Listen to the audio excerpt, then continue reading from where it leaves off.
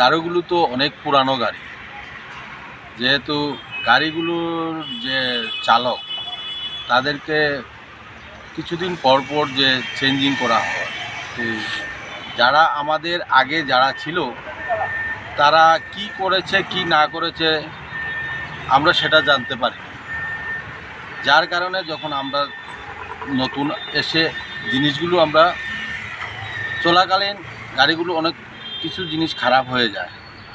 ওরা যদি আগে আমাদেরকে বলে দিত যে এই গাড়ি এই হয়েছে, কিলোমিটার মোবিল চেঞ্জ হয়েছে, গিয়ার অয়েল চেঞ্জ হয়েছে, এইগুলো যদি বলে দিত তাহলে তো তারাও বলেনি, কারণ হচ্ছে আমাকে তো কিছুদিন পরে চলে যেতে হবে। তারাও জানি না কেন বলেনি, 6 মাস পরে ওরা চলে যায়, যার কারণে আমাদের কিছু চলাকালীনে প্রবলেম হয়। আপনি 6 মাস পর পরে আপনাদের বদলি কিছু একটা? প্রথমে তো এগুলো ছিল না। প্রথম যখন 2019 সালে আমাদের যে ইআরএস যে চালু হলো, তখন তো এমতো কোনো ছিল না। এই বছর দেড়েক হলো আমাদের কমানের মধ্যে 6 মাস বলে একটা ডিউরেশন দিয়েছে। এই ডিউরেশনের জন্য আমাদের এই প্রবলেমটি গাড়ি তো হলো প্রথম ছিল, সব গাড়িগুলো নতুন, কোনো প্রবলেম ছিল না। এখন আমাদের ইআরএসে যতগুলো গাড়ি আছে সবগুলো পুরানো গাড়ি। যেহেতু পুরানো একটা লোকের কাছে যদি একটা গাড়ি যদি কন্টিনিউ যদি থাকে, তাহলে সে ওই গাড়ির ব্যাপারে তার সব কিছু জানা থাকে। কবে মোবিল চেঞ্জ করতে হবে, কবে গিয়ার অয়েল চেঞ্জ করতে হবে। কোনো গাড়িতে তো গিয়ার অয়েল নেই। যেমন আমি সেদিন এই গাড়িটা গিয়ার অয়েল চেঞ্জ করেছিলাম। আমার মনে একটা ডাউট ছিল যে অনেক দিন হলো গাড়িটার গিয়ার অয়েল চেঞ্জ হয়নি মজুর। তখন আমি গিয়ে চেঞ্জ করেছিলাম, ডিউরেশন হয়ে গেছে, কিন্তু কেউ আমাকে বলেনি, আগের যারা ছিল। তারপর আমি চেঞ্জ করতে গিয়ে গিয়ার অয়েল একদম কম ছিল। তখন যদি গিয়ার অয়েল না থাকলে তো অবশ্যই গিয়ার বক্সটা খারাপ হবে। তখন কিন্তু অথরিটি আমাকে বলতো যে এই ব্যাপার তুমি চেক করো নি, হ্যান্ড নিতে। কিন্তু অ্যাকচুয়ালি কিন্তু আমরা ব্যাটালিয়ানে যখন ছিলাম তখন আমাদের একটা গাড়ি আমার কাছে অনেক দিন যাবত ছিল। কবে গাড়িটার ইঞ্জিন অয়েল চেঞ্জ করতে হবে, কবে গিয়ার অয়েল চেঞ্জ করতে হবে, সেগুলো আমাদের নলেজে থাকতো, যার কারণে গাড়িগুলো অনেক দিন ডিস্টার্ব হয়।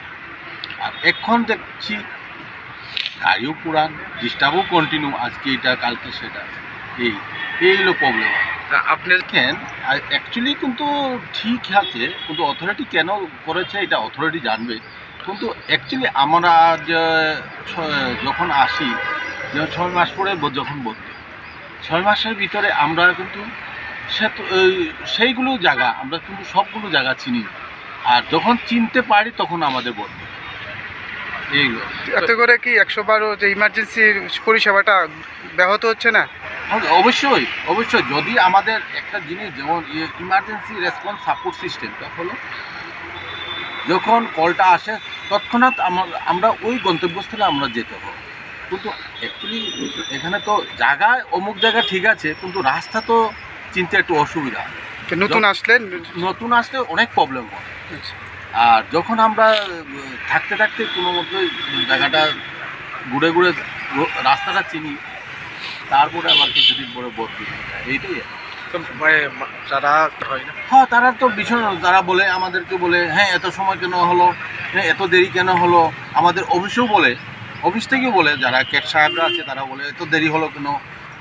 অ্যাকচুয়ালি কিন্তু বলতে তো ইজি, কিন্তু যেতে তো একটু কষ্ট।